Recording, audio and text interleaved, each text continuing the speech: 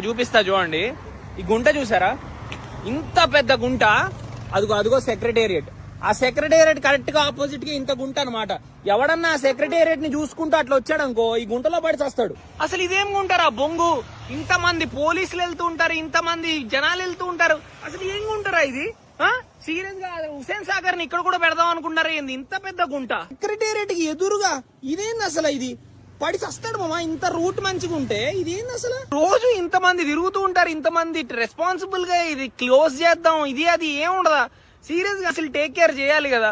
ఎవడన్నా ఇట్లా చూసుకుంటూ వచ్చాడు చస్తాడు పడి. I'm not kidding. ఎంత పెద్ద గుంట, బండ్లు పాడవుతాయి, పడే ఛాన్స్ ఉంటుంది. ఏంది అసలు? జిహెచ్ఎంసీ వాళ్ళు రోడ్ల మీద తిరుగుతూ చూస్తూ ఉండరా?